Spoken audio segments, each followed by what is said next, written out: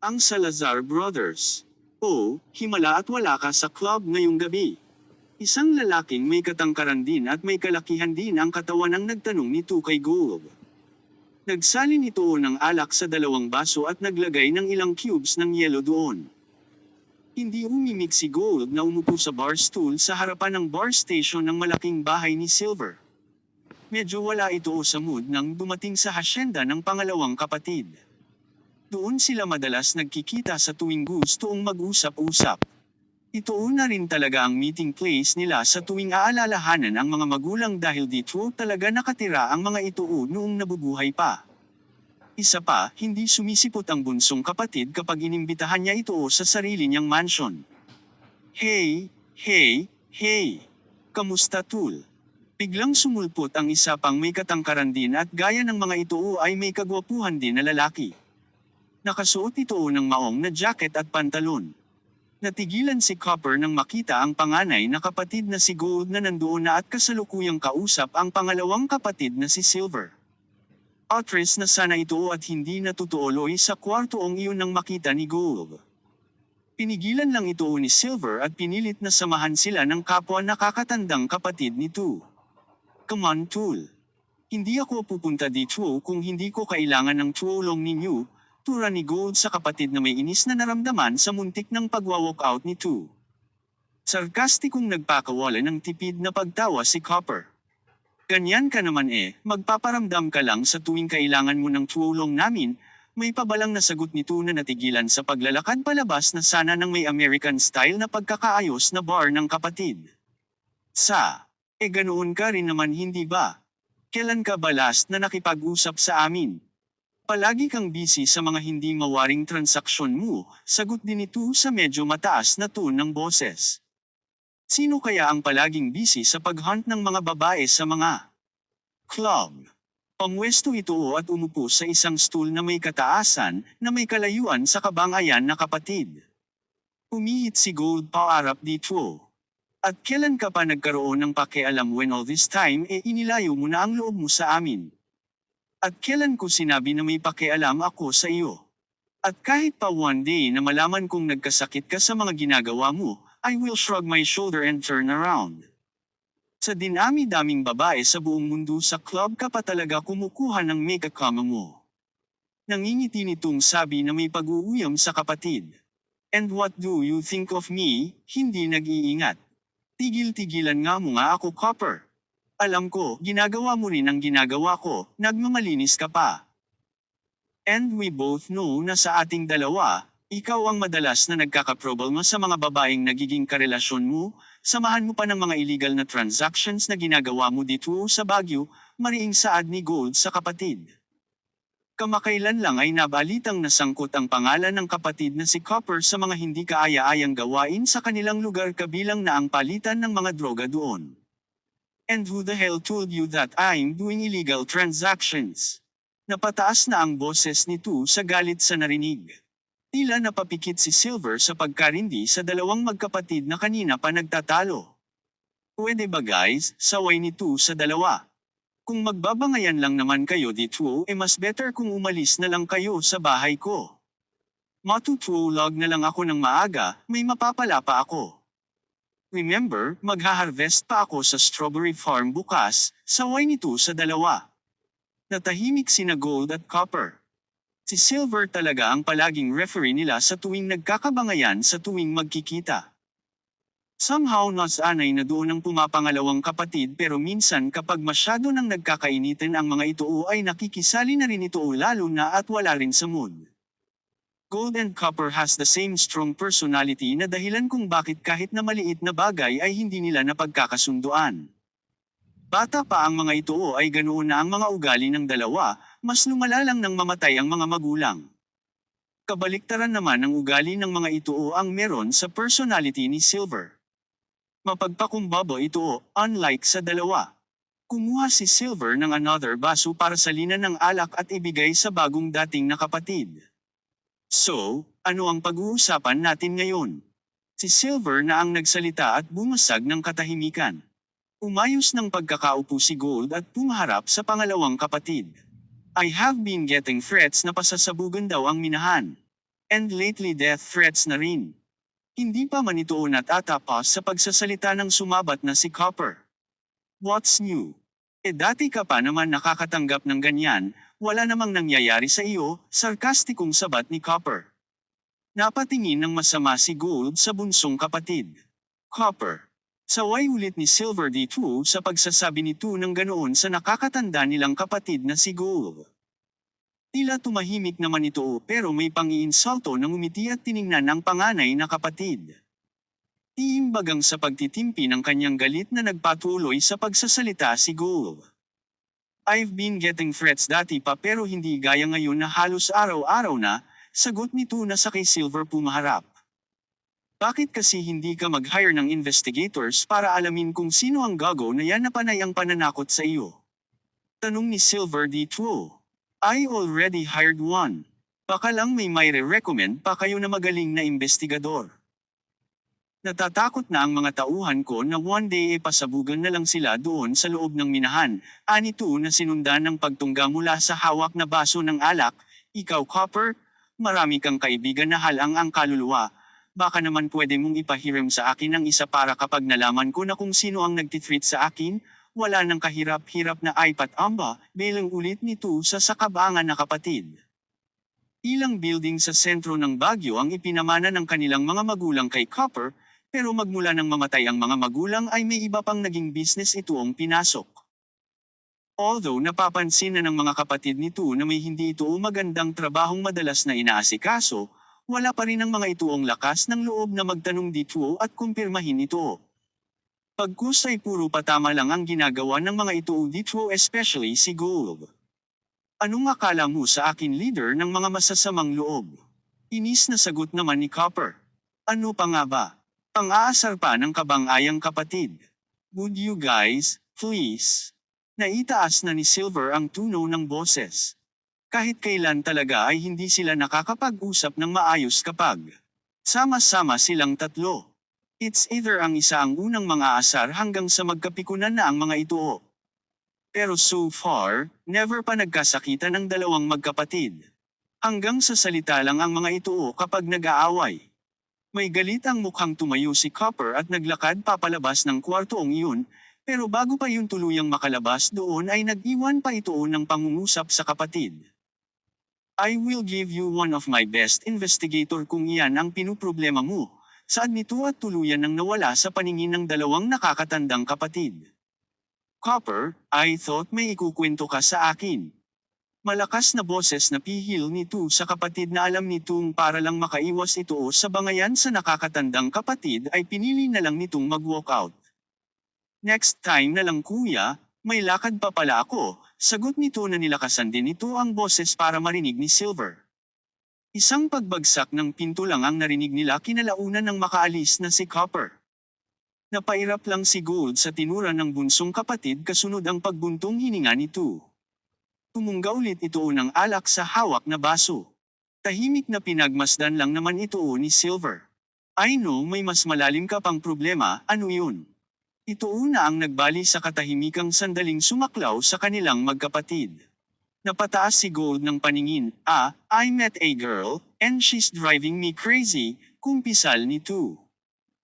Kuya, maraming beses mo nang sinabi yan about sa isang babae, umupo si Silver sa katabing single stool, paarap sa kapatid na tila pagod nang makinig sa mga ganitong paksa galing dito.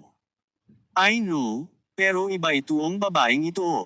She's totally different. And sa buong buhay ko, first time ko itoong maramdaman sa isang babae, seryoso nitong pakli. Napailing lang si Silver sa narinig. Don't tell me dancer din yan sa club. Silver, tila saway nito sa hindi magandang iniisip ng kapatid sa babaeng tinutukoy. Sa lahat ng ayaw nito ay hinuhusgahan agad si Malaya kahit hindi pa nito ito nakikilala. Hindi mo naman kami misisi kuya, maikling pagdedepensa nito sa mga bagay na tumatakbo sa utak. Like what I have said, she's different. Hindi lahat ng babae na nagsasayaw sa club ay marurumi na, pagdedepensa rin ito tungkol sa babaeng pinupuswan. Nagkibit ito ng balikat. Well, that's true. So anong problema sa kanya? She seemed so aloof, bagsak ang balikat na wika ni Tu. Really? That's new. Natatawa nitong sagot. Bago nga naman ang narinig sa kapatid. Gold is like a magnet na madaan lang ay may humahabol na agad na mga babae. Pero ngayon ayon dito ay tila dumidistansya daw ang babaeng kinahuhumalingan ni Tu.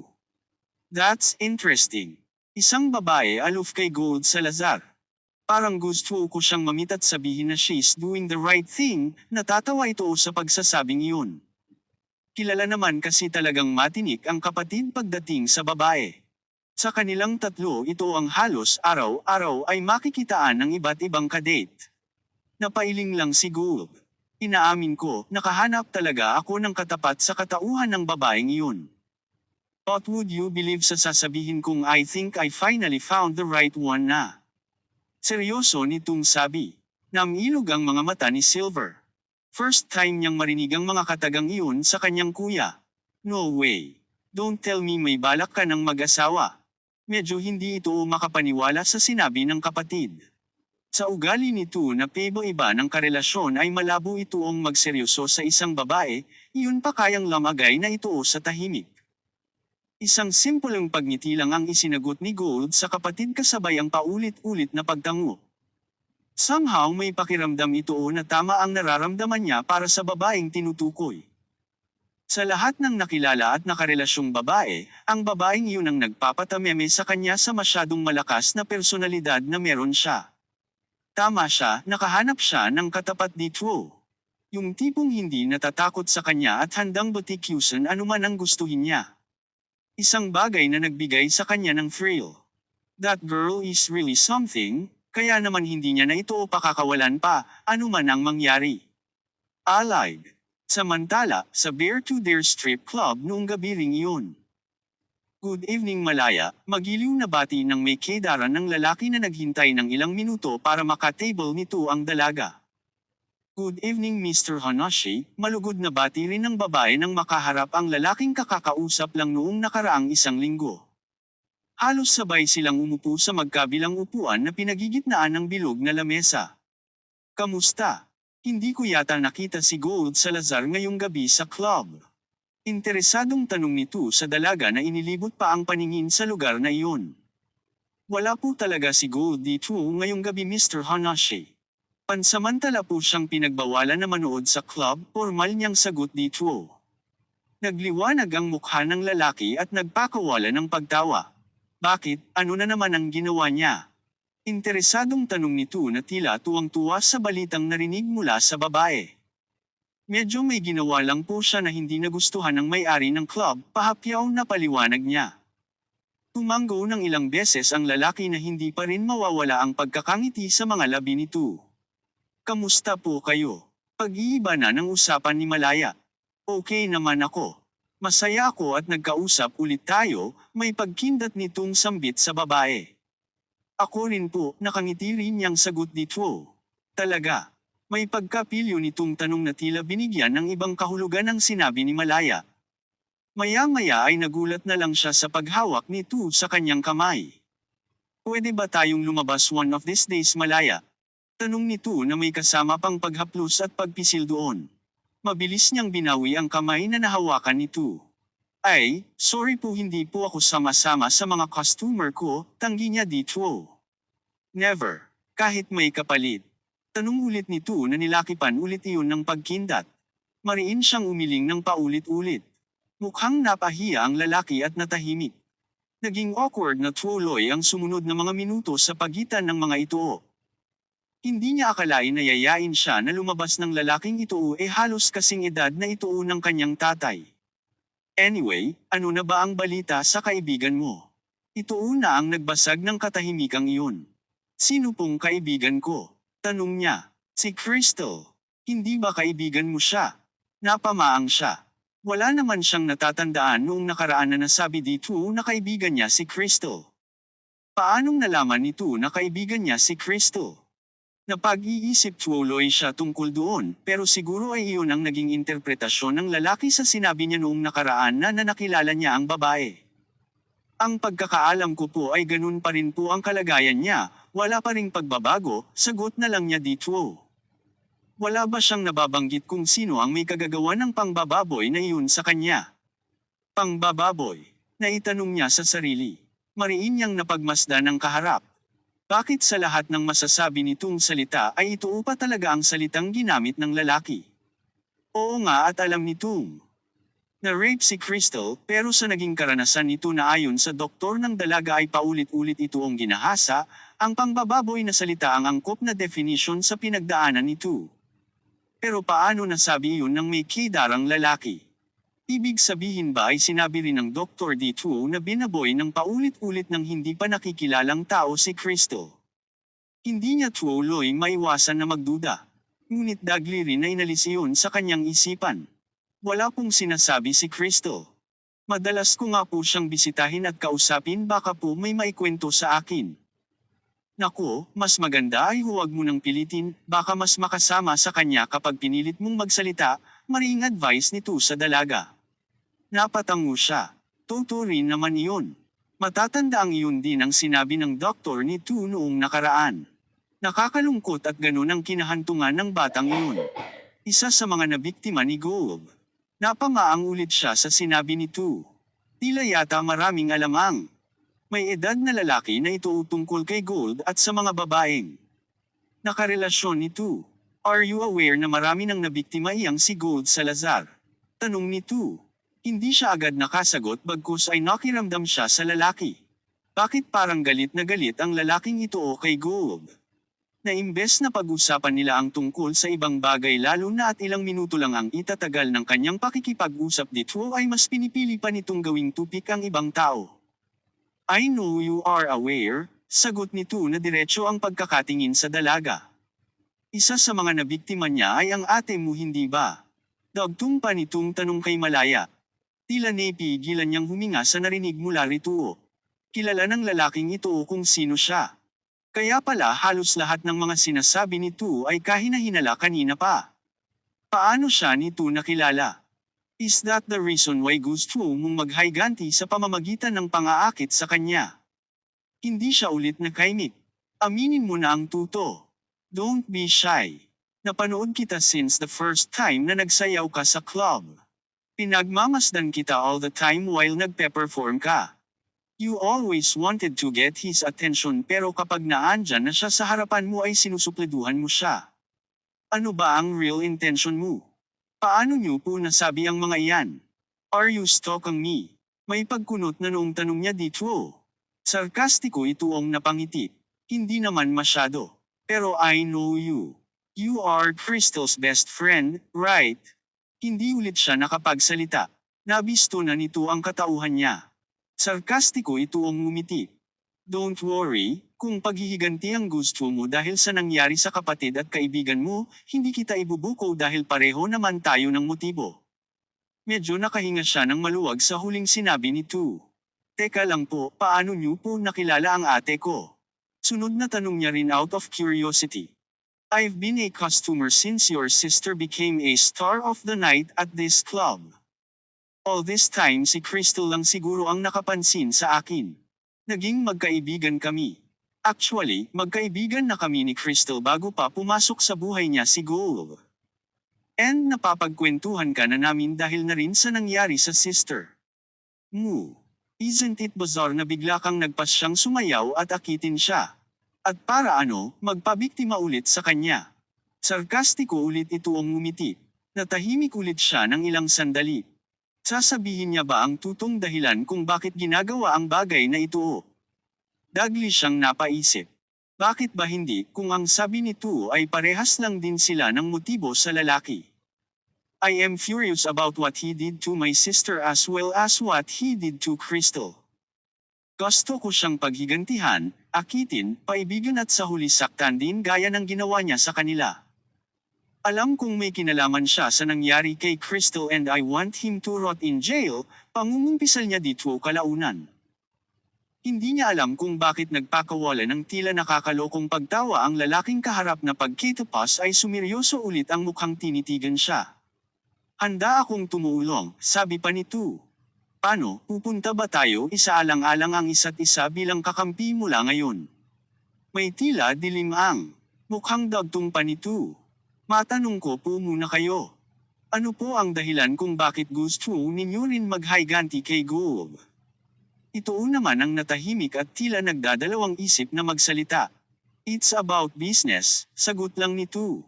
And of course gusto ko rin tulungan si Crystal. Ano? Deal. Magkakampi na tayo. Inilahad nito ang kanang kamay sa babae na tila nakikipagsundo dito. Nag-isip rin siya sandali. Alam niyang hindi maganda makipagsabuatan sa may kidarang lalaking ito pero kung ito lang din ang paraan para maisakatuparan ang binabalak kay Gold ay susunggaban niya na rin ang pagkakataon. Mayaman ang lalaki at ito ang kailangan niyang gawin, ang kumapit sa may pera at may kapangyarihan. Inilahad niya din ang palad at nakipagkamay dito kinalaunan. Hindi man aware sa pinasok na kasunduan. Confession. Sa opisina, noong hapong iyon, bago matapos ang kanilang working hours. Nasa po ni Emerald ang mukha pagkatapos nitong ibaba ang telepono. Kanina pa niya pinag-iisip ang sagutin ang tawag na iyon ni Mr. Hanashe dahil nga nasa trabaho siya at may ginagawa. Ngayon na natapos na niya ang lahat na dapat tapusin, sa pang-anim na beses na pagtawag nito ay sinagot na niya ang tawag ng lukulat na may kidarang lalaki na iyon. May pinag-usapan silang medyo nagdadalawang isip siyang oohan ang lalaki pero dahil nga alam niyang ito ang makakatulong sa paghihiganti kay Gold ay hindi na rin siya tumanggi. Mula sa may desalaming dingding ng opisina ng boss nito na si Ricky ay nasaksihan nito ang tila problemadong pagkilos ng dalaga. Emerald, are you okay? May pag-aalalang tanong nito sa dalaga na tila balisa ito sa kinauupuan sa likod ng sariling lamesa nito. Okay naman po sir. Bakit po? Nabigla siya ng bahagya ng puntahan pa talaga siya ng lalaki at komprontahin. I noticed na parang may bumabagabag sa iyo. May problema ka ba? Tanong ulit nito. Naku sir, wala paano niyo naman nasabi?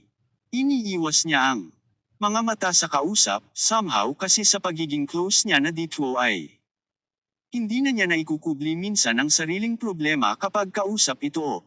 Magaling mamasa ang lalaki sa isang tao kapag may pinagdadaanan. Come on, let's go inside my office, pag-usapan natin yan doon. Tutal naman tapos na ang trabaho natin, pag-aaya nito.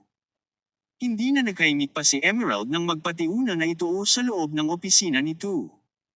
Tila automatikong napatayo na lang siya at napasunod sa kanyang boss. Umupo siya sa upuan na nasa harapan ng lamesa nito, samantalang ang lalaki ay nakaupo sa office chair nito sa likod ng lamesa. First I'm all ears now, speak up, saad pa nito nang makitang komportable na ang babae sa pagkakaupo. Sir, believe me kung may problema man ako kaya ako nang solusyonan iyon ng sarili ko. Ako pa ba? Ipinakita niya ang confident sa pagsasagot niyang iyon. I sure know Emerald.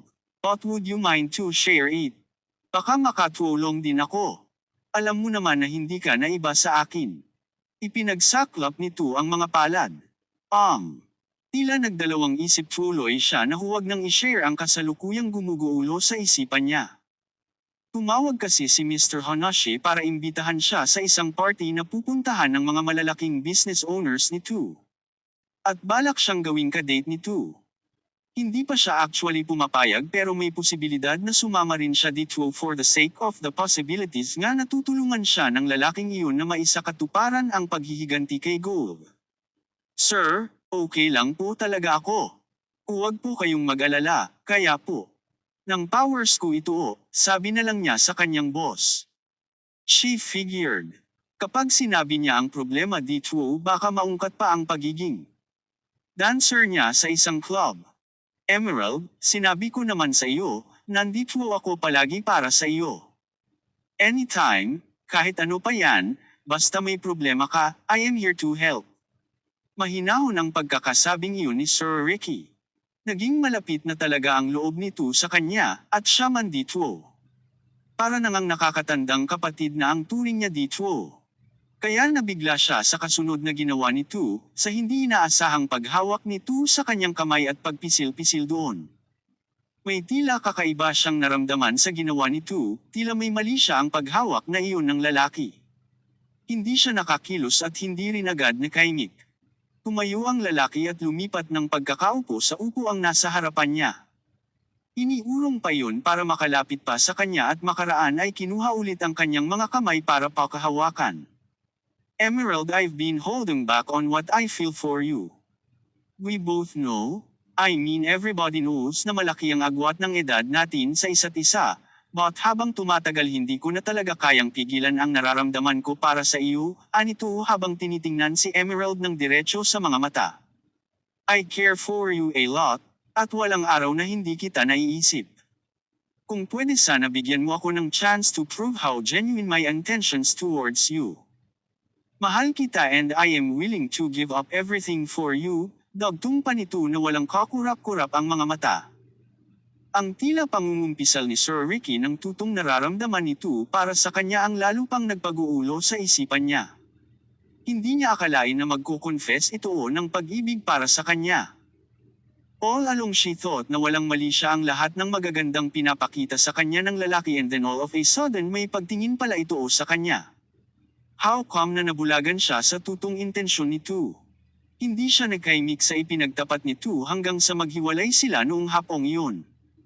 Mabait ang kanyang boss, actually lahat ng hinahanap niya sa isang lalaki ay nakita niya sa katauhan ni Sir Ricky.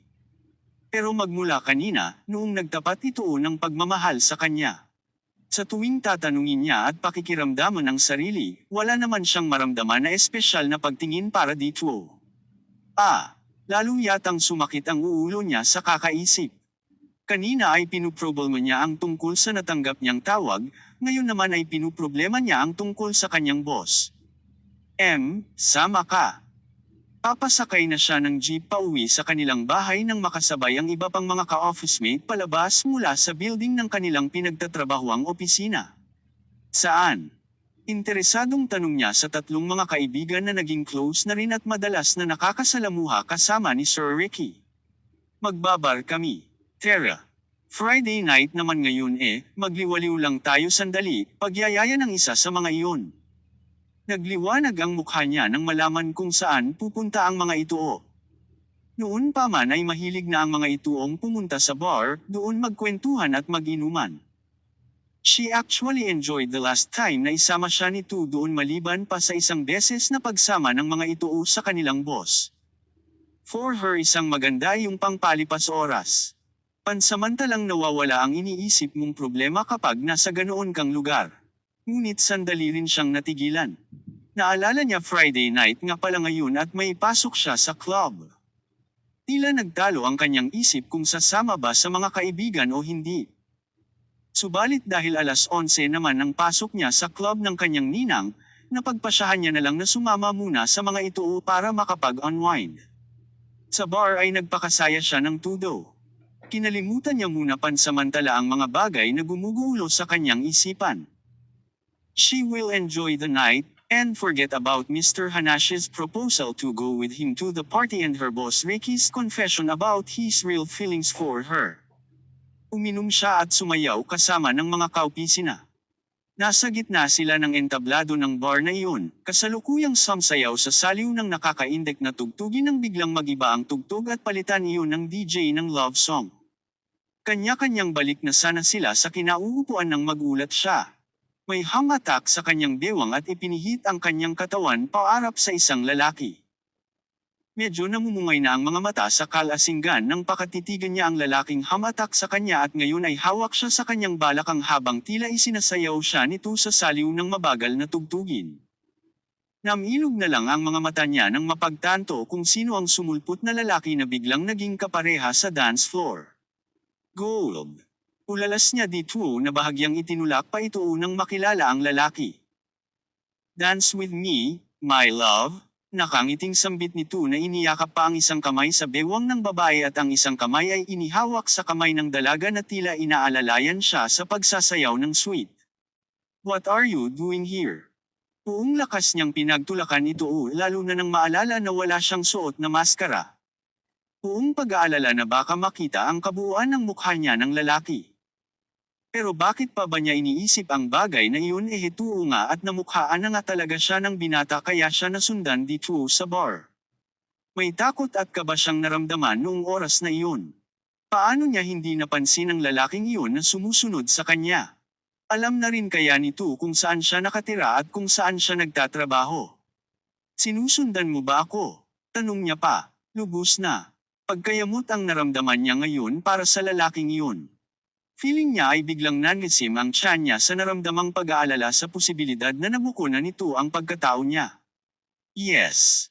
It excites me na sundan ka kahit saan, maloko ito ang ngumiti. Dahil sa naramdamang galit ay pinagpapalo niya ng kanyang mga braso si Gold dahilan para isang ganito ang sariling braso at mabitawan ang dalaga. Nakawala si Emerald at tumakbo papunta sa fire exit ng bar. Sa likurang bahagi ng bar ay doon siya nakita ni Gold. Napatigil siya sa pagtakbo at nasapo ang noo nang maramdaman ang pag-ikot ng kanyang paligid.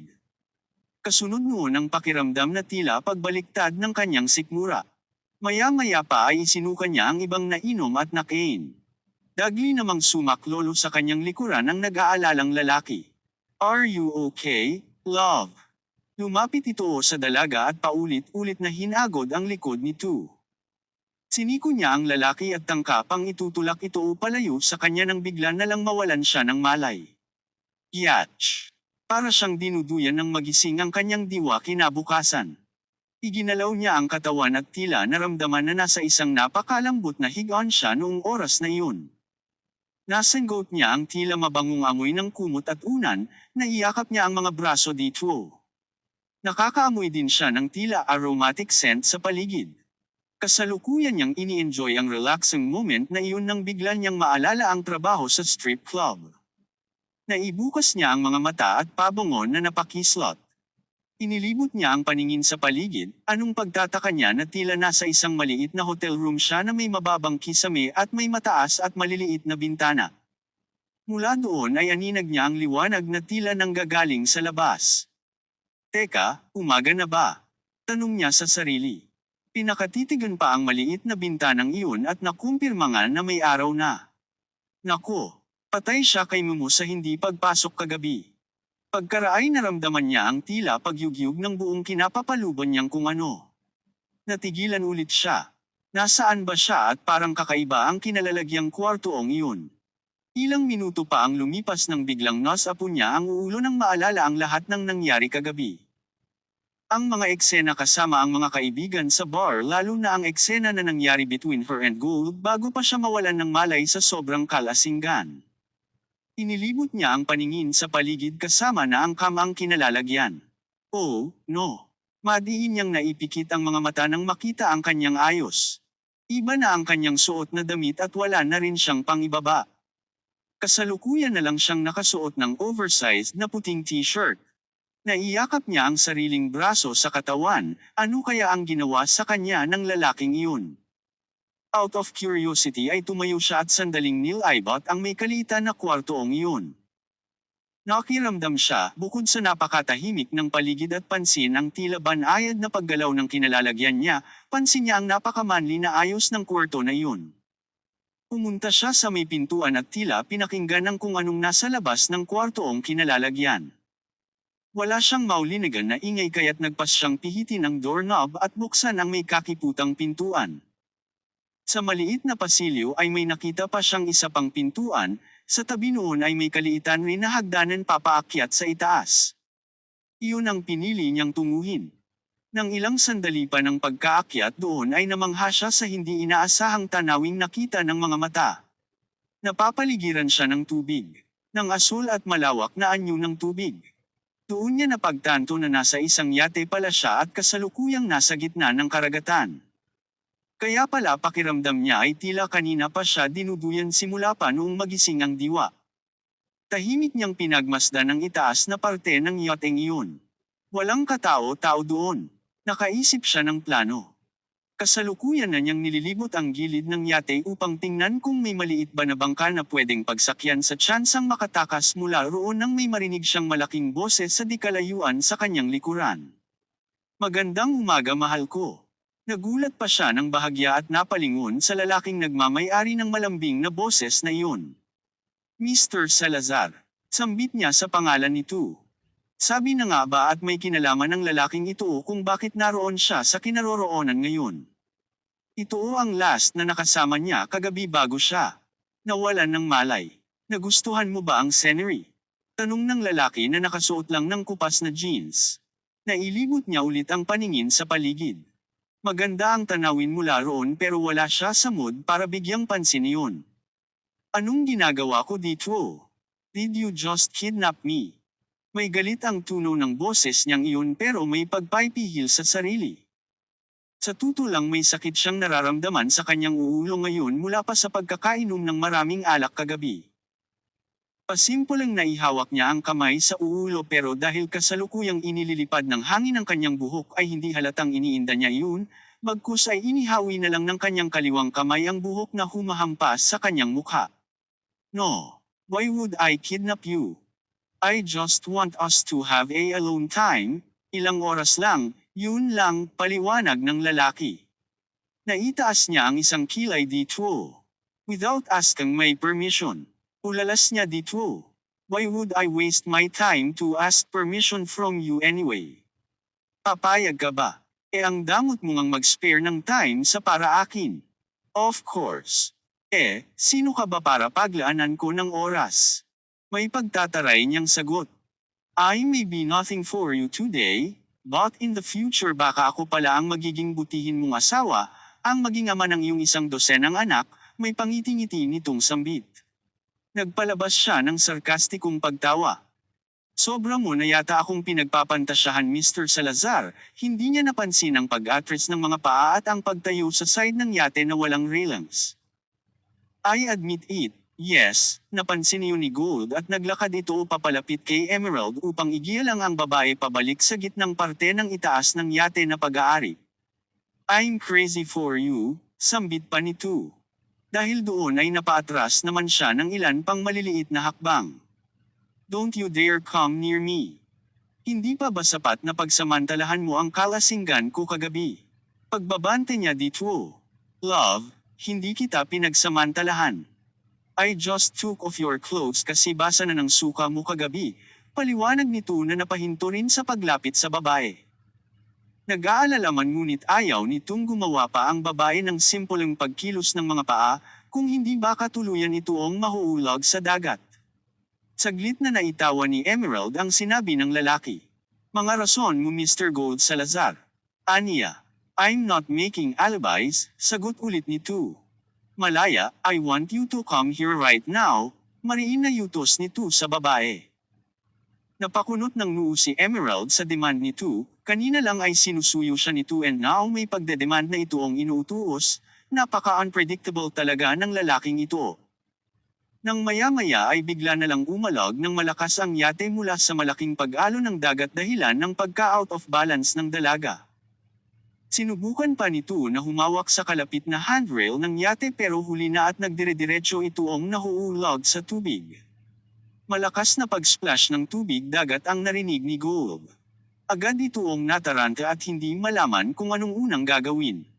It takes a few minutes pa bago mag-sink in sa isip kung ano ang unang uunahin. Pumunta ito sa steering station ng boat at pinatay ang makina mula sa may medyo kabilisang pagtakbo nito. It will take some time bago ito huminto pero wala na itoong hinintay na sandali. Nagmamadaling pumunta ito sa pinwestuhan ng dalaga kanina, sa gilid ng taas ng yate at doon ay tumalon sa dagat. Sinagip nito ang babae nagsisimula ng lumubog pa ilalim. Hindi pala ito marunong lumangoy. Pagkasampa nito sa babae pabalik sa yate ay mabilis na kinuhanan nito si Emerald ng tuwalya. Agad iyong ibinalot sa babae na nooy nag-uubo na tila nakainom ng maraming tubig dagat. He patted her back habang inaayos at inihahawi ang buhok nito na nasa mukha nito. Ngunit malakas na pagtapik ang ginawa ni Emerald sa kamay ng binata at galit na hinarap ito nang medyo umaayos na ang paghinga. Don't touch me, may dilim sa mukha na tiningnan niya ng masama ang lalaki. Napatakbo siya pababa sa pinanggalingan kanina at nagtuloy-tuloy sa kwartoong nandoon. Natigilan man si Gold ay sinundan nito ang babae. Naabutan nito si Emerald na nakahalukip-kap sa gilid ng kwarto. What do you really want from me? Tumayo ulit ito at nilapitan ang lalaki. Gusto mong gamitin ang katawan ko, well, go ahead. Pinitawan nito ang panangtapis na tuwalya sa katawan. Natira ang puting oversize na shirt na dahil sa basang-basa ay bakat na bakat. Ang may mamula-mulang korona ng kanyang dibdib. Hindi naman kay Mixie Gold. What? You like me, right? Ito na ibibigay ko na sa iyo. Kumilos siya para haburin ang damit na suot. Nanatiling tameme ang lalaki. Hindi pa tapos at yumuko pa para alisin ang natitirang saplot sa katawan. Ang kapirasong tel ang tumatakip sa pribadong parte sa pagitan ng kanyang mga hita. Napamaang ang lalaki sa ginawa ng kaharap. Tumambad sa harapan ni Gold ang hubot-hubad na katawan ng dalaga. Mabagal nitong pinasadahan ng tingin ang kabuuan ng babae. Mula sa mukha nito ay bumaba iyon sa tayong-tayo na mga dibdib nito na may tayong-tayo na mamula-mulang korona. Ilang minuto dong nagtagal ang mga mata nito, pinakatitigan ng mga iyon na may halong pagnanasa. Nagpatuloy ang pagbaba ng paningin nito sa flat na tiyan ng babae, bumaba pa sa puson, at finally itinutok ang paningin sa tanawing sunod na nakita.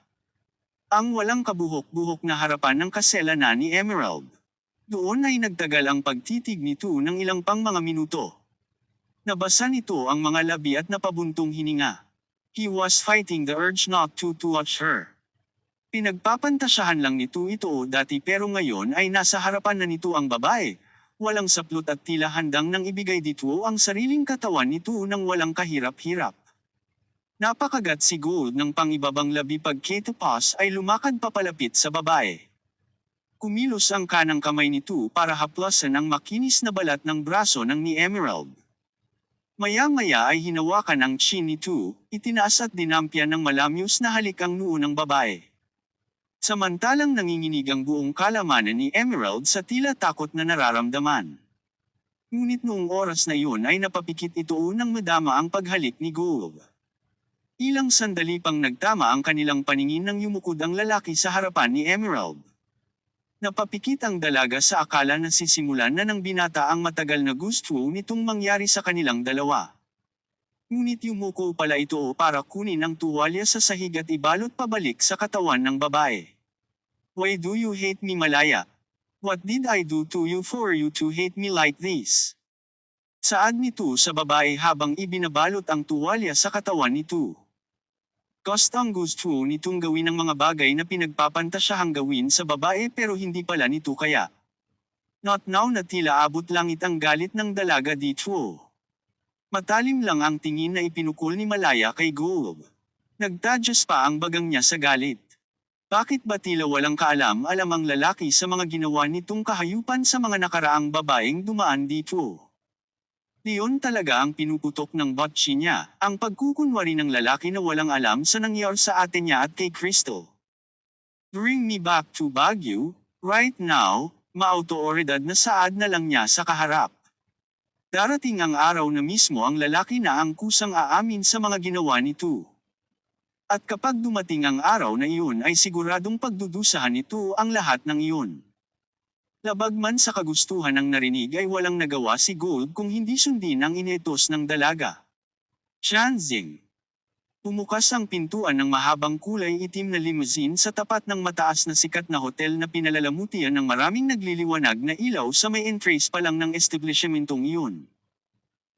Inihakbang ni Emerald ang kanang paa palabas ng sasakyang kinapapalubon na bago pa tuluyang makalabas doon ay itinaas muna ang paningin at nakita ang lalaking malaki ang pagkakangiti na nakaabang na sa kanya sa labas ng sasakyan na nakalahad pa ang palad nito upang alalayan siya palabas mula dito. Ibinigay niya ang matamis na ngiti sa may kaidaran ng lalaki as well as inihawak niya rin ang kanang kamay sa kamay nito at dahan-daang lumabas mula sa sasakyan. Suot niya ang kulay itim na dress na may plunging neckline at may mataas na slit sa magkabila ang gilid nito na halos kita na ang kanyang singit kapag lumalakad. Ang damit na ito o pati na rin ang sapatos na may mataas na takong ay regalo ni Mr. Hanashi na malaki ang pagkakangiti habang akay-akay ang maganda at nakakaakit na si Emerald noong gabing iyon. Kasalukuyang nasa nasabing party sila ng mga sikat na mga businessman sa Pilipinas. Finally pumayag na si Emerald sa pabor na hinihingi ng may kaidarang lalaki. Emerald said yes at the last minute para makadate siya ni Mir. Hanashi sa inaabangan nitong malaking event na iyon. Ang may kidarang lalaki na proud at taas ang noo habang nakaangkla ang kamay ng babae sa braso nito. Palibhasa ay nakasuot ng mataas na takong na sapatos ang dalaga ay nagmukhang unano ang businessman. Nagsimula silang pagtinginan ng lahat ng nandoon as soon as makapasok sila sa pagdarausan ng pagdiriwang na iyon. Ang pag-entrance nila sa nasabing party ay gumawa ng konting komosyon. Pinagkaguluhan sila ng mga kakilalang kaibigan ng lalaki, dinumog din sila ng mga paparazzi. Nasa ganoong eksena ang nangyayari noong oras na iyon nang mapatingin doon ng isang lalaking on point din ang suot na suit. Si Gold Salazar. Nakaangkla ang kamay ng babaeng kasama ni Gold sa braso nito nang makuha nito ang pansin sa pinagkakaguluhang kada rating lang na magkapareha sa party na iyon. Pinakatitigan ng binata ang babaeng agad na nakapagpapako sa paningin nito. Kaakit-akit ang ayos ng babae na may suot na itim at may magandang pagkakadisenyo na maskara. Mabilis na nagiba ang reaksyon ng mukha ng binata at tila nang galaiti nang makita pa kung sino ang lalaking kasama nito.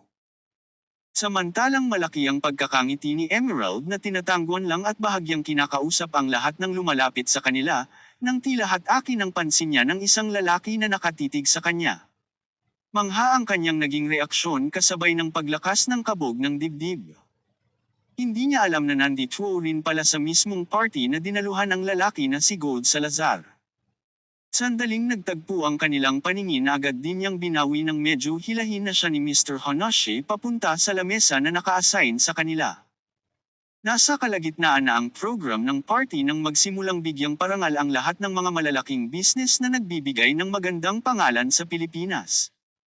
Nakasama doon ang business ni Mr. Hanashi na isang pinakamalaking pagawaan ng furniture sa bansa. Tumayo ito at pumunta sa pinakasentro ng entablado sa may harapan para tanggapin ang tropeyo nito at magbigay ng konting mensahe sa mga taong nandoon. Habang abala ang may kidaran na nalalaki sa pagsasalita sa harapan ay sinamantala naman ni Gold ang pagkakataon. Agad na lumapit ito kay Emerald at umupo sa bakanteng upuan na kalapit lang nito. Now I realized, mahilig ka pala talaga sa may edad na lalaki, sambit nito nang mailapit pa ang sarili sa dalaga. Bahagyang ikinakislat niya iyon sa pagkagulat pero hindi siya nagpahalata. She crossed her legs mula sa pagkakaupo sa upuan. Ano ba ang pakialam mo? Sagot niya pa sa binata na walang lingun-lingun dito. Napunta ang paningin ng lalaki sa suot na damit ni Emerald, ayusin mo ang upo mo, hindi mo alam naka-headline na sa mga porn site and tabloid ang singit mo, tila pang ookray nito sa suot na damit ng babae. Sa pagkakaupong iyon kasi nito at nakita na ang gilid ng kuyot-kayutan nito. Doon na napatingin si Emerald kay Gold. Ano ba ulit ang pakialam mo? Sa generous ako. Isinishare ko lang ang bahagi ng katawan ko na nakita mo noong nakaraan. Sharing is caring, you know. Pangiinis ng dalaga dito. Napatiimbagang si Gold sa sinabi ng dalaga. Kung pupwede lang ay ito lang ang makakakita ng lahat ng bahagi ng katawan na iyon ng babae, pero dahil nakilala nito ang babae bilang stripper sa club, at sa kasupladahan na ipinapakita ng babae ay tila wala na itoong magagawa tungkol sa bagay na iyon. Agad na rin naman napatayo si Gold nang makitang pabalik na sa kinauupuan ng lalaking matanda. Pumalik ang announcer sa gitna ng entablado para ibigay ang sunod na tropeyo sa Most Outstanding Businessman of the Year. Pinanggit nito ang pangalan ni Gold Salazar na sinundan ng pagtayuan at palakpakan ng mga taong nandoon puwera lang kay Emerald na firm ang pagkakaupo. Nang bumalik na sa pagupo ang mga tao ay tsaka na nagsimulang magbigay ng mensahe si Gold. Salamat. Pasimula nito. Ngayong gabi, nais kong ibigay ang aking walang hanggang pasasalamat sa bawat isa sa inyo, lalo na sa Businessmen Achievers Society sa pagbibigay ng parangal na ito sa akin. It's been 7 consecutive years now and I still have the title. I wanna say thank you to all sa inyo aking mga kapwa negosyante na walang tigil sa pagtangkilik sa lahat ng aking tindahan at ang pinakamalaking kumpanya ng pagmimina sa Pilipinas na aking pagmamayari. The Gold Mining Corp. Without you I may not be here every year, saad nito habang inililibot ang paningin sa lahat ng taong kaharap. Lastly, I want to thank this gorgeous lady. Lately she became my inspiration to pursue what my heart wanted and dreamed of. You know who you are? Itinutok nito ang paningin sa tinutukoy na babae, si Emerald. For you, love, you will be my life's greatest achievement, my heart's greatest love, and the greatest fantasy of my being, now and forever. Itinaas pa nito ang tropeyo na tila idinedicate iyon sa babae. Nagpalakpakan ang mga taong nakarinig. Samantalang si Emerald ay tila hindi nakaimik. Everyone wonders kung sino ang tinutukoy ni Gold, basta nakatingin lang ang mga ito sa kanya na may paghanga sa paningin ng mga ito. Inis naman ang nararamdaman ni Mr. Hanashi. Sa kabila ng ito ang kadate ng babae ngayon, pero tila nakuha ni Gold Salazar ang simpatsya ng mga taong nandoon na ginagamit lang nito si Emerald. Ilang minuto pa ang nagdaan nang tumayo si Emerald para pumunta ng comfort room. She decided na mag-retouch muna sandali at maya-maya ay matatapos na ang program ng party. There will be a picture taking kasama ang ilan pang mga nanalo ng award. At dahil sikat siya noong gabing yun, pinakiusapan siya ng mismong announcer na magstay muna dahil kasama siya sa picture taking na magaganap. Paglabas niya mula sa banyo ay agad niyang napansin si Gold na tila inaabangan siya sa hallway. Mabilis siyang nakapagkubli sa gilid. Dahan-dahan din siyang lumakad papunta pa sa kabilang daan papalabas sa hallway na iyon. Mukhang hindi talaga siya tatantanan ng lalaki sa gabing iyon. Dumating ang oras ng picture taking. Everyone is busy taking pose sa malaki at may magandang pagkakadesenyo ng wall para sa pagdiriwang na iyon. The photographer called each and everyone na nakatanggap ng award, pagkuwan pa ay tinawag din ito si Emerald at ipinatayo sa gitna ng mga lalaking businessman, sa pagitan ng isang lalaki at nagkataong si Gold Salazar na malaki ang pagkakangiti na binigyan agad siya ng space. Naitaas niya lang ang isang kilay dito. Everyone's looking at the camera at that moment, except sa kamay ni Gold na abala sa paghagod sa likuran ng dalaga na pamababa pa sa puwetan ng babae. Tila sinalat kung may suot ba itoong underwear sa klase ng pagkakastyle ng damit nito. Nilinggan niya lang ito at pasimpleng siniko sa tagiliran lalo na nang pumasok ang kamay nito sa gilid ng slit ng damit niya. Sa balakang niya na nahalwakan pa nito ang kanyang puson. May tila kilati siyang naramdaman sa maliliit na paghimas ng mga daliri nito mula roon. Pagkatapos ng group picture na iyon ay nag-request pa ang lalaki na makapagpa-picture kay Emerald. Tatanggihan sana niya iyon ngunit mismong ang photographer na ang nagpwesto sa kanya sa tabi ni Gold. Ilang picture din ang kinuha ng mga photographer mula sa dalawa na ang huling picture ay nang hapiti ni Gold ang bewang ni Emerald at yakapin ito. Samantalang kahit gustong kumawala ay hindi nagawa ng dalaga bagkus ay pilit lang na napangiti sa harap ng kamera.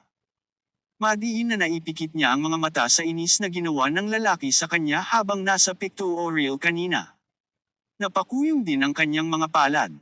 Brr, that guy is getting into my nerves. May panggigigil niya pang turan sa harap ng salamin habang nasa loob ulit ng banyo. Napapasok ulit siya doon para ilabas ang pagkainis na nararamdaman towards Gold Salazar. Ang lalaking wala talagang ginawa kung hindi pa katitigan siya at bantayan ang lahat ng kilos niya noong gabing iyon. Pumuntong hininga siya ng ilang beses. Alam niyang naghihintay na sa kanya si Mr. Hanashi pero parang hindi niya kayang lumabas ulit doon at makita ulit ang kinaiinisang lalaki. Her whole body is still shaking sa galit na nararamdaman mula rito sa ginawa nitong pasimpleng pananansing sa kanya. Although may kakaibang sensasyon ang hatid ng paghawak nito sa kanyang katawan kanina ay hindi pa rin tama ang ginagawang pananimantala ng lalaki. For the last time ay pinakatitigan niya ang sarili. Makailang beses din siyang napalunok muna. Inayos ang damit at hawak ang mamahaling purse ay naglakad na papuntang pintuan ng CR. Pinahihit ang doorknob noon at binuksan ang pintuan. As soon as makalabas siya mula doon ay agad na lumapit sa kanya si Gold na kanina pa pala naghihintay sa mismong labas ng banyong iyon. Pinuhat siya at para siyang isang sako ng bigas isinukbit sa balikat nito na muntikan na niyang ikasigaw. Mabibilis ang ginawang paglakad ng mga paa ni Gold na tinungo ang exit ng mamahaling hotel na iyon. Doon sila napadpad sa likurang area ng establishmentong iyon na may kadiliman at walang katao-tao. Crazy for Malaya. Let go of me Mr. Salazar. May pagpalo ng kamay at pagtadyak ng mga paa ang ginagawa niya habang sukbit siya ng lalaki sa balikat ito. Pero tila wala lang iyon sa lalaki. Nang mapadpad na sila sa gilid at madilim na area ng lugar na iyon ay ibinaba na siya nito sa konkretuong sidewalk ng hotel. Are you crazy? Ano bang ginagawa mo ha? Galit na singhal niya nang ibaba siya ng lalaki. Pagkatapos na paluan pa niya ito sa dibdib nito ay dumistansya siya dito ng county. Inayos niya ang medyo nakusat na damit at ang pagkakaayos ng buhok na bahagyang naguulo sa pagkakakarga sa kanya nito. Ikaw, anong ginagawa mo? Do you have an idea kung sino ang sinamahan mo tonight? May konting hingal na saad ni Gold. Naimiwang pa ito sa harapan ng babae. Will you please tigil-tigilan mo na nga ang pakikialam sa akin? Daig mo pa ang isang boyfriend kung makariyak ka dyan. Nang gigigil na pinandilatan niya ito ng mga mata. Hindi ko nahihintayin na maging boyfriend mo tsaka pa ako kikilos na ilayo ka sa lalaking iyon. Malaya, you don't know him. He is dangerous. May pagtaas ng boses na pakli nito. Naitutok niya ang paningin sa lalaki at dahan-dahan pang inilapit ang mukha dito. He is dangerous. Mas dangerous pa ba kesa sa iyo? May pang-iinsulto ni Tungturan. Oo, mas dangerous pa kesa sa akin. Kaya layuan mo ang lalaking iyon hanggat maaga pa, seryosong pakli nito. Nagpakawala siya ng sarkastikong maikling pagtawa. So, tapos. Iyon lang ba ang sasabihin mo Mr. Salazar? Pwede na ba akong umalis? God, Malaya, you are making me crazy. Inis na napasabunot ito ng sariling buhok. I know, sambit niya sabay pakawala ng ngiti na tinapik pa ang pisngi ng lalaki.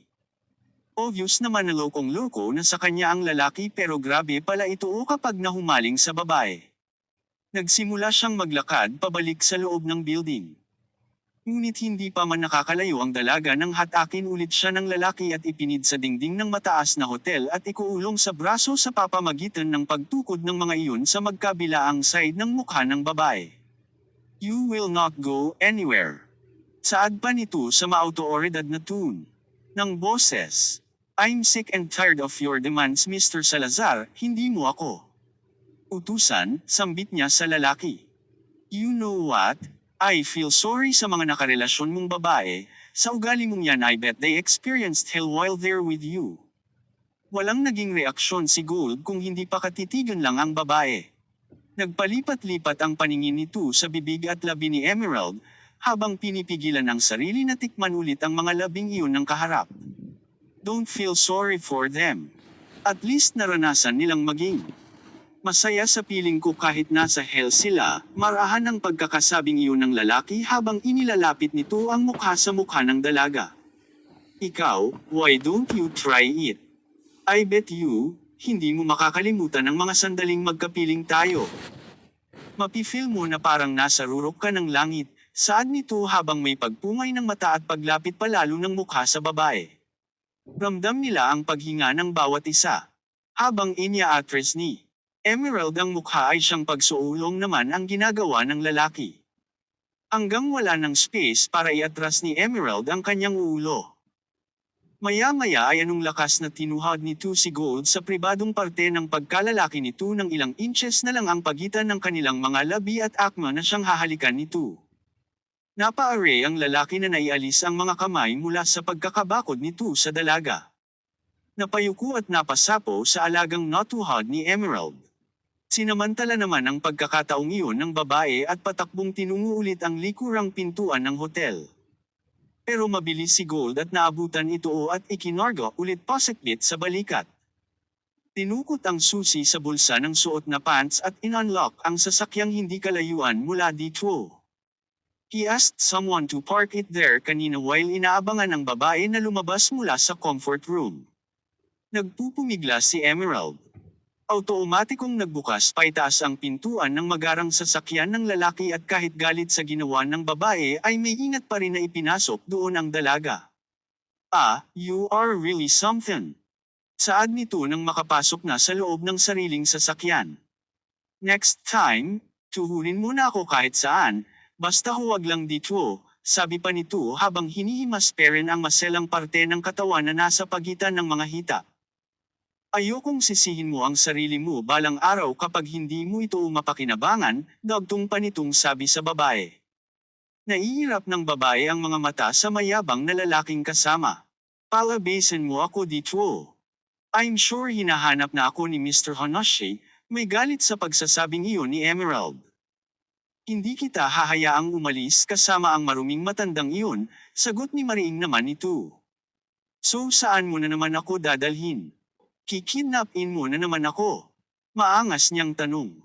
Ako ang mag-uuwi sa iyo sa bahay ninyo, saad pa nito na sinimulan ng paandarin ang sasakyan. Ha, no. Mariing pagsalungat niya sa sinabi ng lalaki. Hindi pwedeng ito mismo ang maghatid sa kanya sa kanilang bahay. Ayaw niyang makita ito ng kanyang tatay, at the same time ayaw niya rin na makita ng tatay ang ayos niya ngayon. What do you mean no? Ayaw mong umuwi? Tanong ng lalaki, well then iuuwi na lang kita sa bahay ko. No.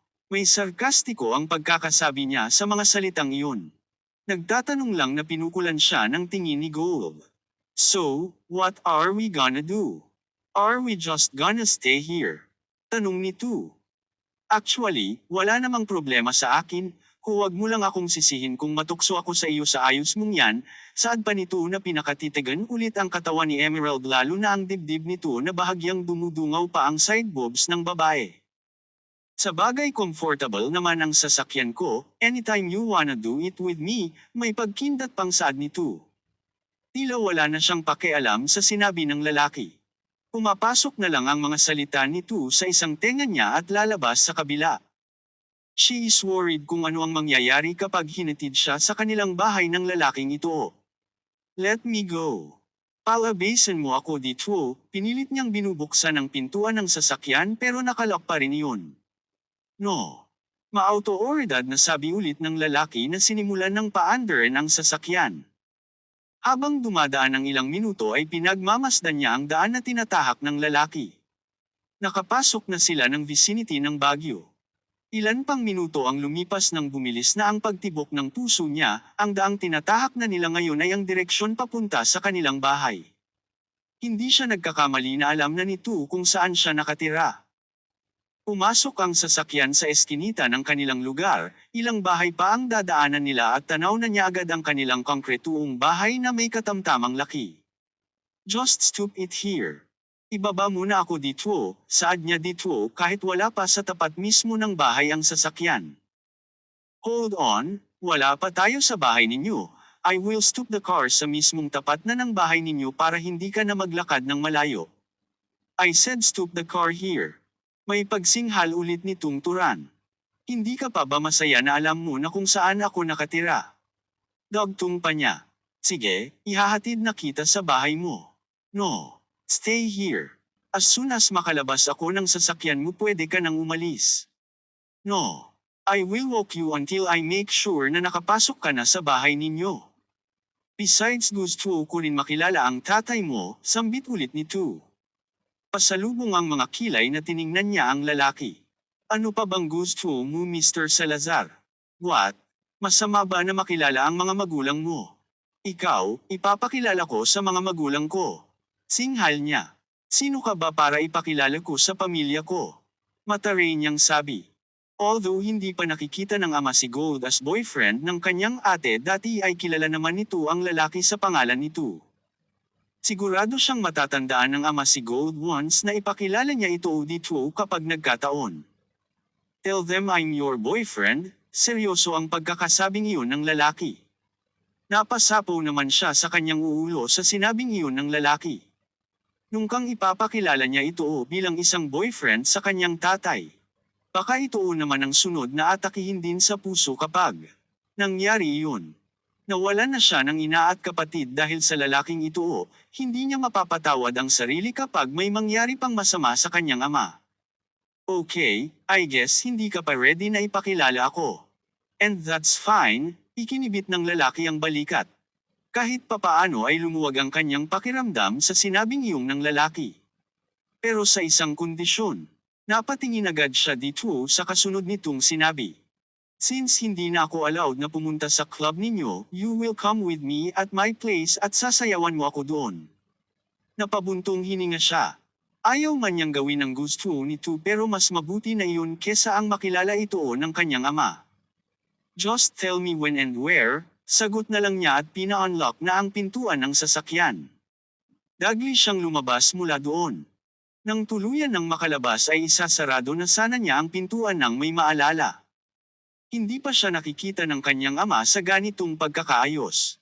Naghanap siya ng ipangtatakip sa katawan ngunit wala siyang makita. Can I borrow your jacket? Saad na lang nito sa lalaki nang mapansin ang suit na suot nito. Mukhang nakuha naman na ng lalaki ang tumatakbo sa isip ng dalaga kaya agad na inihubad nito ang blazer at ibinagay sa babae. Isinuot iyon ni Emerald at isinarado ang butuans. Medyo natakpan nun ang mataas na bahagi ng pagkakaslit ng dress na suot niya. Medyo nabawasan na ng konti ang kaba niya sa dibdib. Alam niyang as soon as mapansin ng kanyang tatay ang klase ng dress na suot niya ay hindi na naman siya titigilan sa pagtatanong nito. Unless tulog na ito at hindi magising sa pag-uwi niya na usually ay hindi naman nangyayari. Madalas ito ang hinihintay siya hanggang makabalik na siya ng kanilang bahay tsaka lang ito matutulog.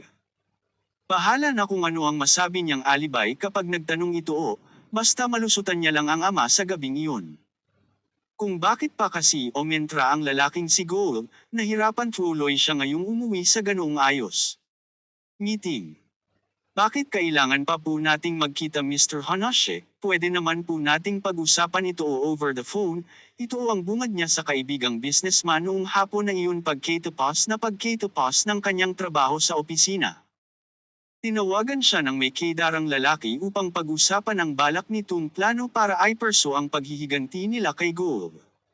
We need to talk in person. May ipapakilala rin ako sa iyong tauhan ko na makakasama mo sa pag-uusapan nating plano. And you know, I also wanted to see you. Bigla ka na lang nawala noong nakaraan. Bakit ka biglang umuwi nang hindi nagsasabi? Saad ng daliri nito. Lalaking yun habang hit-hit ang sigarilyo na nakaipit sa nasa loob sila ng limousine ni Mr. Hanashi. Ang sasakyang ginamit nila noong nakaraan nang pumunta sa party. Magkaharap silang nakaupo sa mahabang upuan sa loob ng sasakyan. She lied to Mr. Hanashi last time, noong magpunta sila sa nakaraang party. Ewan ba niya kung bakit siya nagsinungaling nang sabihin niyang umuwi siya mag-isa sa kabila ng katotohanan na kasama niya si Gold noon at ito ang naghatid sa kanya sa kanilang bahay. Somehow alam niyang magagalit ito kapag nalaman iyon. Baka iatras nito ang pagtulong sa kanya kaya inilihim niya na lang iyon dito. Nakita ko kasing busy ka pa masyado sa pakikipag-usap sa mga kaibigan niyo, medyo masama na ang pakiramdam ko kaya nauna na ako. Sorry po at hindi na ako nakapagpaalam, paumanhin niya dito. Oh, okay ka na ba? Gusto mong magpaspa? How about a massage? I have a very good masseuse. You can come to my house para maipaservice kita, alok nito sa babae. Sa yaman ng matandang ito ay halos ibang tao na ang gumagawa ng lahat ng bagay para dito.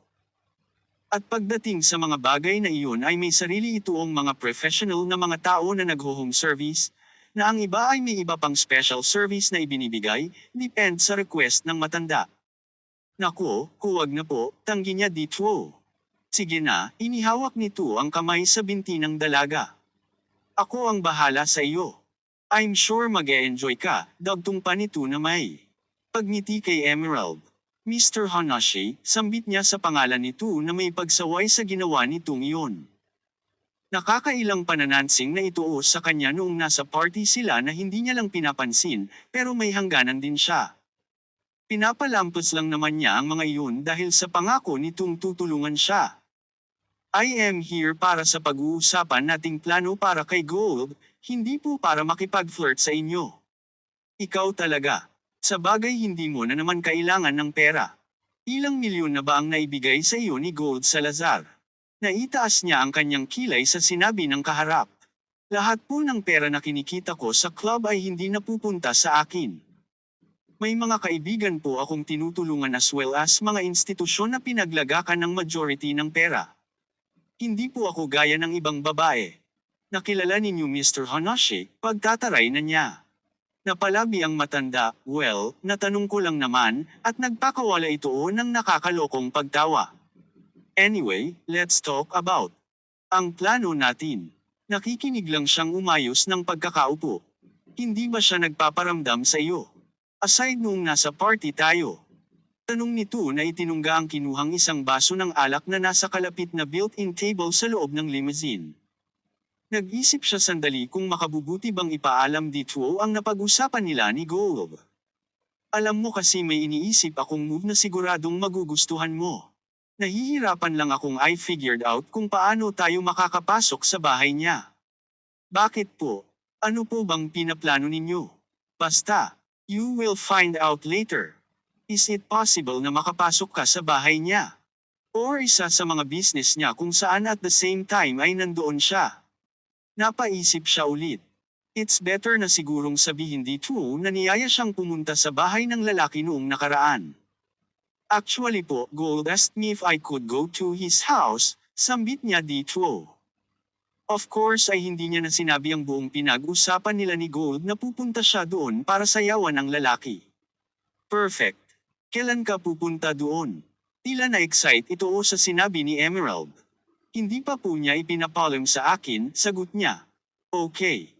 Basta sabihan mo ako agad kapag nalaman mo na kung kailan kanya papupuntahin doon sa bahay niya para makapag-ready ang tauhan ko, Anitu. Ipinapakilala ko nga pala sa iyo ang tauhan ko, si James. Bumaba ang tila harang mula sa pagitan ng driver at ng kinalalagyan nila sa likuran ng sasakyan. Nandoon ang lalaking tinutukoy ng matanda na halos kasing edad niya lang din. Lumingon ito sa kanya at tinanguan siya. Siya ang magiging kasama mo sa pagkakatuparan ng plano natin sa lalaking iyon. Pumalik ang tingin niya sa matanda.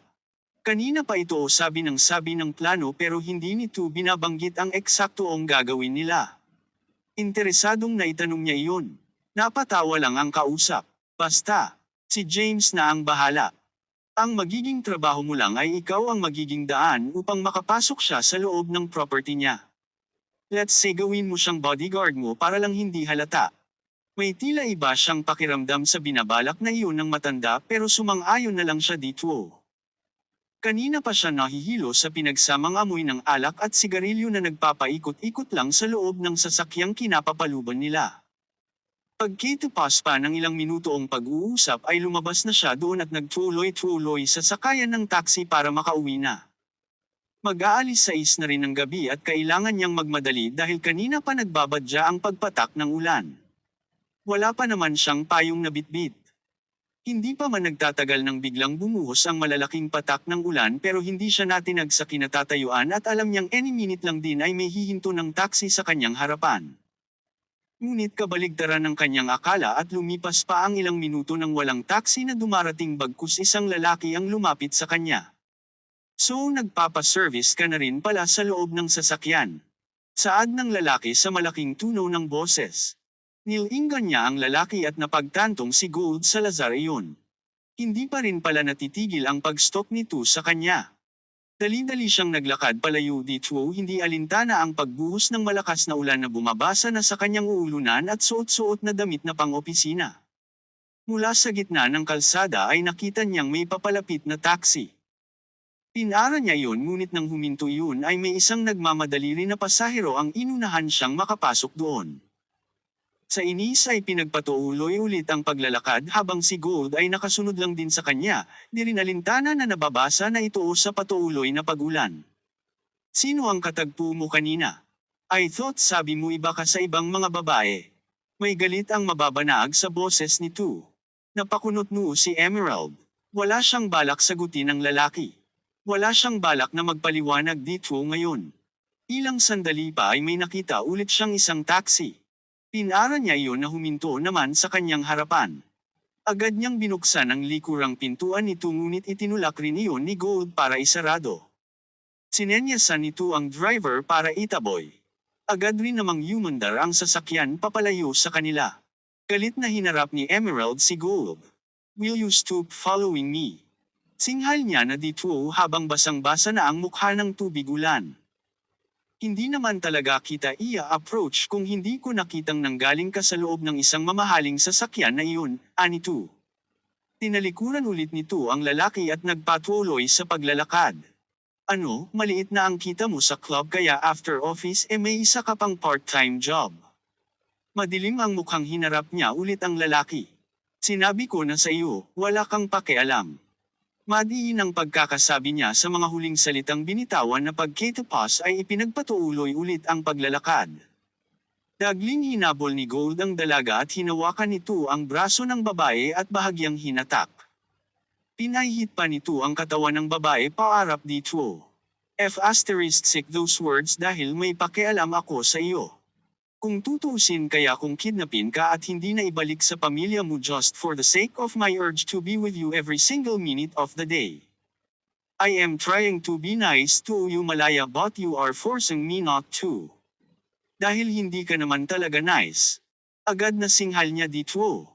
Sino ang nagsabing you are a nice person, ang sarili mo? And yes, dyan ka naman magaling ang mangkidnap. Kung hindi ka nga siguro na konsensya last time hindi mo na ako pinakawalan, dagtong pa nang nanggagalaiti sa galit na si Emerald. Umigpit ang pagkakahawak ng lalaki sa braso nito at inilapit pa ang mukha sa mukha ng dalaga. Nagtama ulit ang kanilang paningin. Both are shaking dahil sa galit na nararamdaman sa puso ng isa't isa. Bumaba ng bahagya ang mga mata ng lalaki at pinakatitigan din ang nakaawang na labi ni Emerald. Napalunok ito sa pagkakagustong matikman ulit iyon ng sariling mga labi. Kumawala si Emerald at binilisan pa ang ginawang paglalakad. Natigilan na lang at sinundan na lang ito ng tingin ni Gold. "Tomorrow at 8 p.m. ay papasundo kita sa tauhan ko. Or else magpapakilala ako sa tatay mo which I know you will not gonna like," sigaw pa nito sa babae. Sandaling napahinto si Malaya sa sinabi nito pero kalaunan ay nagpatuloy din sa paglalakad at tuluyan na ring nakasakay ng taxi palayo sa lugar na iyon. Susunod na kabanata. Pagsasakatuparan ng plano. "He is my bodyguard. Hindi ako papasok sa loob kung hindi siya kasama," matare ang pagkakasabi niyang iyon sa tatlong guard na nakabantay sa malaki at mataas na pintuan na yari sa bakal sa paanan ng malaking tila bundok na kinatatayuan. Nagtataka pa siya kung bakit doon sila dinala ng driver ni Gold na sumando sa kanya. Pero hindi na lang siya umimik. Ngayon ang itinakda nilang pagsakatuparan ng planong pabagsakin si Gold Salazar. Kung kaya kahit saan siya dalhin ito ay ayos lang basta matapos lang ang kanyang problema. Malakas ang ulan noong gabing iyon. Kasama niyang sumakay sa loob ng sasakyan si James na tauhan ni Mr. Hanashi. Ayon sa matanda ay ito na daw ang bahala sa kung anong gagawin ng lalaki basta isasama niya ito sa loob. Sa tuto lang ay may kaba siya sa dibdib, at makakatulong sana na mapawi iyon kung kakausapin siya ng lalaki ngunit pansin niya na wala itoong balak na magsalita the whole time na kasama siya. Basta paglabas nila mula sa sasakyan ay pinayungan lang agad siya nito na inagaw pa nito sa lalaking may hawak noon na tauhan ni Gold. Lumapit ito sa kanya pagkababa niya ng kinapapaloobang sasakyan. Dala niya ang maliit na handbag kung saan nandoon ang kanyang telepono at ibang anek-anek na mga bagay gaya ng makeup. Kinuha iyon at tiningnan ng loob ng mga guards na nakabantay at pagkatapos ibalik sa kanya ay pinayagan na silang pumasok sa malaki at mataas na pintuan na noong bumukas ay bumulaga sa kanila ang tila mataas at madilim na tunnel. Doon niya napagtanto na nasa minahan sila ng Gold na pagmamayari ni Gold. But she wonders, anong gagawin nila dito ngayong gabi? Bakit dito siya pinapunta ng lalaki? Iginiya sila ng isang guard sa loob ng tunnel na may nag-abang na sasakyang na may hawig sa isang golf cart, isinakay sila doon. Ang lalaki na rin ang nag-drive. Dumaan sila sa pinakamadilim na part pa ng tunnel. Habang manghasyang pinagmasdan ang paligid ng lugar na iyon ay may narinig silang tila may tumawag sa daladalang radyo ng kasama nilang guard. Noli na ganyang boses iyon ni Gold. "Kamusta? Kasama ko na po sir. Mabuti. Kaya lang may kasama pong bodyguard." "What? Wala siyang sinabi na magsasama siya ng bodyguard. Hindi daw po siya papasok sa loob kapag hindi kasama ang bodyguard niya, sir. Ilang segundo ituong natahimik. Sige. But he is not allowed to come inside my crib. Sasamahan ko na lang po ang bodyguard niya, sir, maghintay sa labas ng pintuan ninyo. Mas maganda iyan. At naputol na ang pag-uusap ng mga ito. Nagkatinginan sila ni James. Tumanggo lang naman ang lalaki na ibig sabihin ay okay lang dito na may one ito sa labas ng sinasabing crib ng lalaking nasa kabilang linya kanina. Isang pagtangulang din ang isinagot niya dito. Habang umaandar ang cart sa mabatang daanan ng madilim na tunnel na iyon ay nakaramdam siya ng bahagyang pagkahilo. Medyo tinamaan na yata siya ng alak na ininom niya kanina bago pa pumunta dito. Kanina pa kasi siya kinakabahan. Sa bahay pa lang nila habang nag-aayos ng sarili ay panay na ang bantang hininga niya. At ang isang boteng alak na ininom kanina ang nagpakalma sa kanya ng county. Ilan pang tila signage na may nakalagay na numero ang nadaanan nila. Ilang minuto pa ay may nakita na silang isang pintuan din sa pagitan ng malamlam na dalawang ilaw sa gilid nito. Sa tapat nito ay huminto ang cart at isa-isa silang bumaba mula doon. Pagkatayo nila sa mismong harapan ng pintuan ay pinindot ng guard ang isang tila doorbell sa gilid nito kasabay ang pagturo sa kanila ng lalaki sa isang TV camera na nasa itaas ng pinto. Ito ay upang makilala ng nasa loob kung sino ang mga naghihintay sa labas ng pintuan. Lahat sila ay tumingin sa direksyong iyon. Pagkatapos pa ng ilang minuto ay bumukas na ang sliding door na gawa sa metal na pintuan ng nasabing kawarto at doon ay pinapasok na ng guard mag-isa si Emerald.